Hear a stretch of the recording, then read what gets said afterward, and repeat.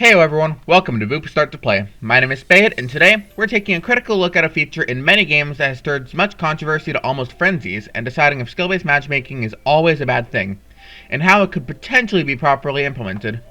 It's generally seen to be a bad thing in public matches because it removes the ability for a naturally good player to relax in a game without fighting super sweaty players every 10 seconds. This is clearly a problem, but is there potentially a way to get this right? Before we get into the specifics of this, you all know the drill for liking and subscribing, but I have something else I need to say. I feel like I should apologize for having kind of radio silence.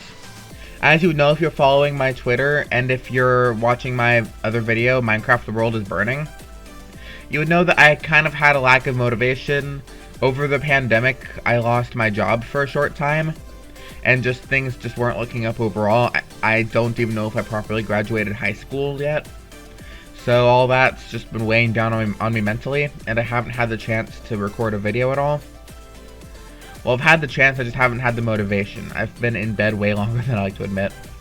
Thank you all for bearing with me on this. Please, if you want to show your support, please hit that like button and be sure to subscribe. For a small channel like me, it means everything, especially in a time when things aren't all going good. We all need that little emotional support. We'll all get through this. We all got this. Alright. Without further ado, I strayed from my script way too far for my own comfort. For now, let's just see how bad skill-based matchmaking really is. Spoiler alert, it's not good now, but there is a right way to do it. So why is it frowned upon?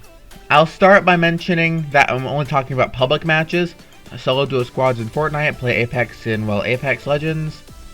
Most modern Call of Duty games in all the core and hardcore modes. All of these games have this feature in most of their game modes.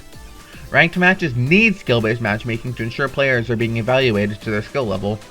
I have no qualm with this because it's how you place in tournaments and such. I'm only talking about public matches. I don't think there should be any change in how it's implemented in most games is ranked mode. The main issue with skill-based matchmaking in public games is you're usually not playing to be evaluated. You want to chill out and have fun with friends, that's all. But if you're naturally really good at the game, there's no way you can get a normal lobby in skill-based matchmaking, and that's the main root of the problem. Players don't want to need to be sweaty every game to casually play it. Skill-based matchmaking does nothing but hurt the community, because all the bad players are taken out of lobbies, and there aren't enough average players to overtake the hyper-sweaty players. The obvious solution would be to simply take skill-based matchmaking out of all public modes, but high-end developers don't seem to want to do this. They seem to be hell-bent on putting skill-based matchmaking in. So instead, we need a next best option. Of these, I have two that when combined, may in fact present a proper mix of skill-based matchmaking and casual play that both the developer and a player could be happy with. The first idea is generalizing matchmaking into specific groups. These groups would consist of players that, instead of sharing skill level on a pure point level, meets matching criteria. In most games, the three groups would be new players, normal matches, and sweat dumps. The new player lobbies would consist of players who are brand new to the game. We're talking no higher than level 5 or so, haven't gotten even one kill per match. To be blunt, just the worst of the worst. But being new isn't a bad thing, and the main goal of skill-based matchmaking is to give these players an advantage, and to help them get used to the game before fighting better players. The sweat dump lobbies would be places where those players get put. You know the ones. The players who play upwards of 10 hours a day, the players who want to pub stomp casual modes, that kind of player. The ones that pretty much everyone dislikes. If you get flagged as this kind of player, you'll only play with those kinds of players. The normal lobby is for the average player. From being just okay at the game to being really good at the game, if you're at least competent and you're not tryharding every second of your life, you'll be in this lobby. Not much more to say on these. They represent more of what the game would look like without skill-based matchmaking. How exactly the game would determine what lobbies to put you in would be a little harder to figure out. The way I see it happening is the game looks for key traits of every category. I look at Fortnite because these player groups are easiest to determine in that game, but something similar would happen in all games. First up, obviously, is the kill to death ratio. If it's less than 0.5 in the past 10 matches, you'll likely be put in a newbie lobby. Or rather, if it goes above 0.5, you'll be taken out of newbie lobbies. It does take being especially bad to be put back into bot lobbies. 3 times as bad to be specific. If your KD goes under 0.5 in 30 games, you might be put back in these lobbies. If you average 15 kill to death or up in 10 games, you might fall into a sweat dump.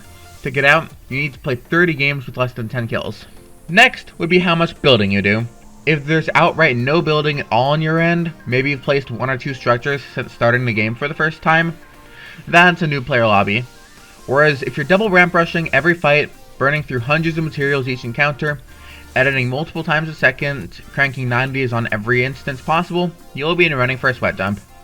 I can't give good numbers for this one because, to put it simply, these numbers would change as the meta changes. For example, in a spray meta, building can be forgiven much easier because you have to replace the structures a lot more. There are some smaller factors that are only minor influences, things like how fast you're leveling up, your win count, you get the idea.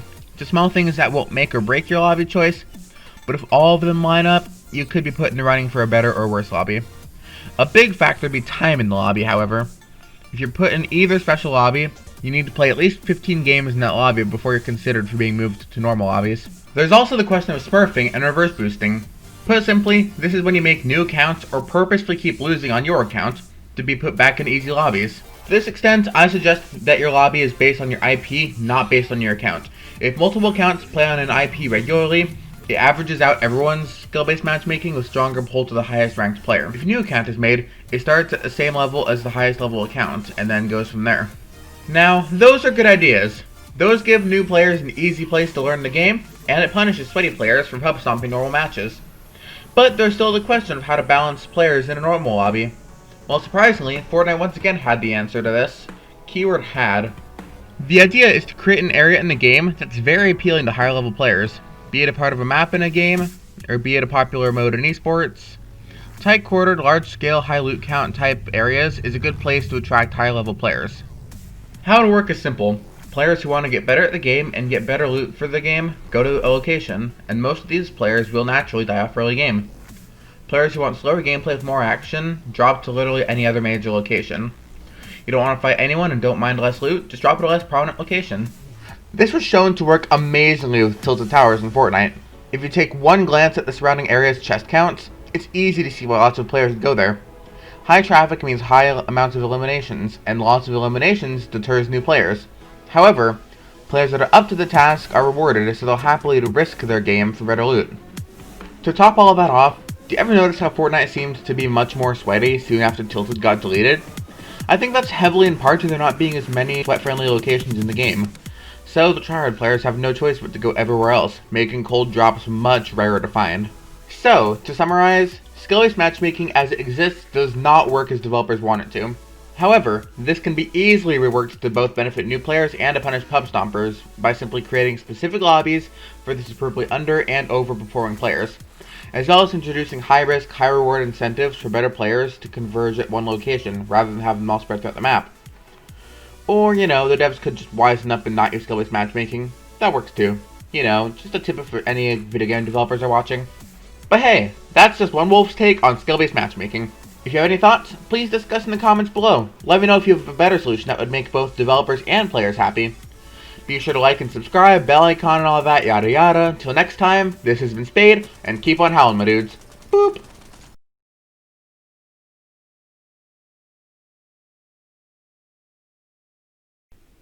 I know that there's Apex gameplay, and I've talked about Fortnite this entire video, but I don't want to record that game again. That game infuriates me to no end.